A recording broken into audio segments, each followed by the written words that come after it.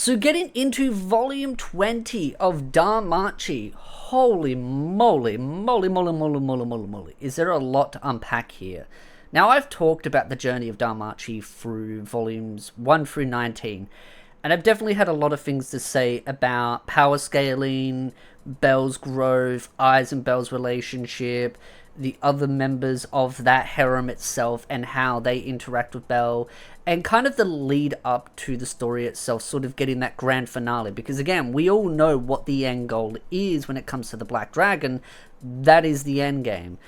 And it definitely sets the stage for that big final arc, which was something I talked about in a previous video, because of course the announcement from the author that they were kind of like ending, they were kind of getting into like the end game is the better way to word it, not the final arc, because of the interpretation that I mentioned in that other video. But think of it as like an end game. We're getting into that big final stretch, which can have a multitude of volumes and arcs kind of attached to it, because there's still a lot to unpack that needs to happen before we get to that final ending, satisfying ending. And definitely this volume sets everything up. It's like that sort of that first sort of chapter of this big final saga to it all. And a lot of that comes down to a multitude of things. One, Sia is now living with the crew in the mansion, because that's totally not gonna go awkward with Sia trying to probably jump Belle's bones. But there is an interesting relationship that's kind of happening now with Sia and Hestia, which is just basically Freya and Hestia. But they're kind of having that interesting relationship.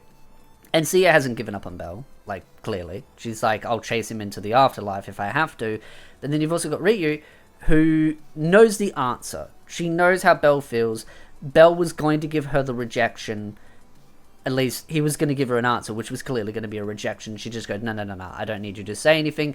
And then she indicates that she's willing to move on and find someone else. I think she should hook up with me, but that's just my opinion, okay? None of your opinions matter in this situation. So it's good to see that one of the girls, at least so far, is willing to find someone else, because like I said in other videos, the fact that Belle is going to be with Eyes and potentially it's going to be just between them and it's not going to be a harem ending means that the other girls are going to be left rejected. So hopefully they find someone, and that's something that I've kind of wanted, is even if it's just kind of like a, oh yep, you know, they found another man and that's it, that's all we have to hear, I'd just be happy with that. Because the idea of them just kind of living alone because, oh no, Belle rejected them, so now they've got to live, you know, single, without any action for the rest of their life, it feels very sad and actually feels kind of cruel for that to happen. So I just want to be, the only person that needs to live lonely and without any action is Hestia, because Hestia is just Hestia. I know that sounds so mean, but Hestia will be Hestia. But that was something else that kind of went into this volume a little bit later on, is the Belle Eyes training. That continues. That's always going to continue. And there's still more training going on. But some in that mansion or then that household aren't particularly happy with it. Yet again, Hestia kind of, you know, getting her feathers in a knot. And that still irritates me. Because it's like, for God's sake, you know how Belle feels. Stop trying to get in between them. I get that that's how their characters are, but I'm kind of getting to a point where I'm like, for God's sake, this is just getting irritating. How much these girls are constantly speed bumps between Belle and Eyes, and how Hestia still is not respecting Belle's wishes. And that's what, again, it just irritates me, because they all claim that they care about Belle, but every time they get this jealousy little game going, and it's like, you know who Belle likes, you know his feelings, stop trying to get in between it. It reminds me of a lot of anime-only fans trying to do that as well. It's like, Belle has highlighted who he has feelings for. Stop trying to interject your emotions into this and getting in between Belle. Sometimes feel like the writer does it too. But it is good to see them kind of getting more closer and closer, and there is definitely some building there in this volume. You can definitely see the beginning components of it, and there's one thing that I'll mention at the end of the video that really sets the stage of that relationship going to really grow. And then of course you've got the Fox Girl, and it mentions about the leveling boost effect lasting 5 minutes longer, Nina improving that. one of the things that I think is interesting about that is that clearly we're going to see some more power scaling, and the fact that Belle's getting the Afterglow ability as well. I find that the Afterglow ability is definitely going to take Belle's power to a whole new stage. Like, it's going to be a massive breakthrough in power. But I was kind of thinking about, like, other things that other characters could get, and I still do believe that some of these characters need to level fast, and I do believe that Belle needs some type of hero boon, where once he reaches Iz's level, he then buffs everyone else below him, around him, kind of like giving that little bit of a EXP boost, maybe with a little bit of damage, speed, etc.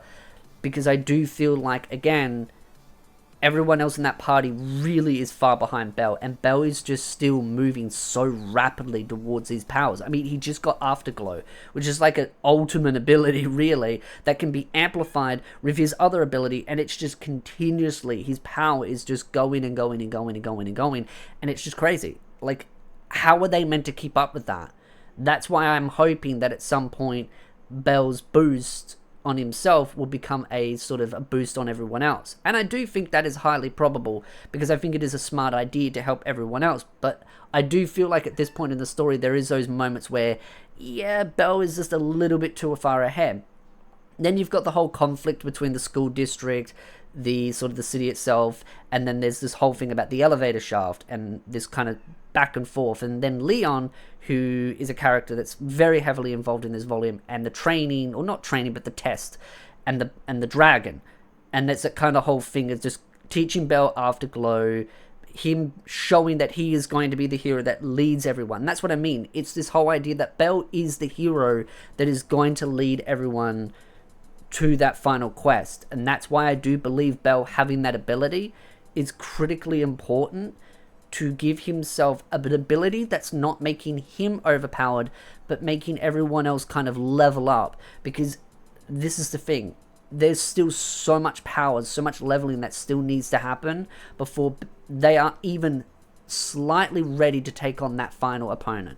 And I think it's a massive thing that needs to happen.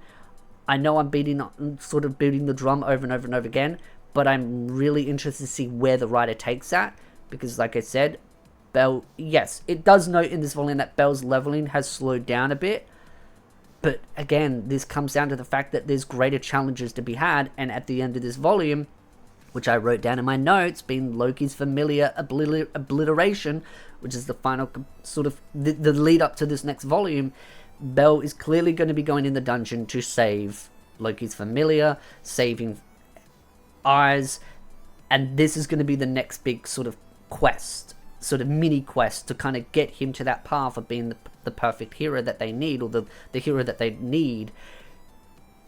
And it's going to clearly help him level faster. It's going to help him catch up to Eyes, and it's also going to bring their relationship closer. It's very clear that the author's now setting up the components needed that we've been begging for to bring Eyes and Belle together. I just hope we don't get any of that annoying cliche tropey shit where all the other girls try to get in between. It's like, they need to start stepping aside. That needs to start to draw away. Like, enough's enough. Belle and Eyes are the end game. This volume clearly is the beginning of the writer actually taking that serious now. It's been built up for many volumes, but now we're starting to see proper progression, proper path to that end game, that final goal. And the fact is that's Belle's next thing that he needs to do. So I'm very, very, very excited for Volume 21. Like, it's clear. We're going back into the dungeon. We've got new members, which is also good because those members are sort of lower level. They're going to kind of level them up. There's going to be some level boosting. That's why I think the Hero's Boon kind of thing really is going to be a good idea. I know it's like a theory idea, but I really feel like it is something that the writer kind of needs to do. And I think it would be great for the story as well, because it will allow everyone else to gain some powers. Because that's the thing about the writer. It kind of backed himself into a corner. Because of how the leveling system's done, to give something like a bit of a treat to the writer for continuing to read, you need to give them that power progression in a story. And Belle getting more and more and more and more power only gets him further away from everyone else and ends up ignoring everyone else.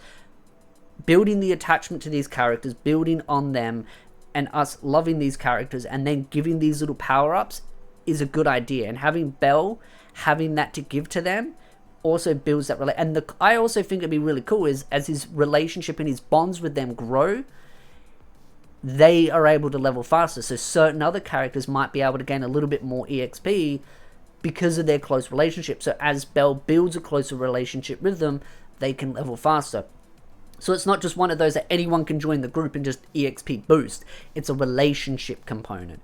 There's also some interesting ties into that. If it did it, just a theory, is that maybe people will try to join the familiar members, but also Loki's familiar members and Hestia kind of coming together to work together and new relationships being built on top of that, because them working together to go deeper into the dungeon, I think is a really cool idea as well. I really love the volume. I'd love to know your thoughts in the comment section down below. Volume 20 is what I would call the first chapter of the end game story.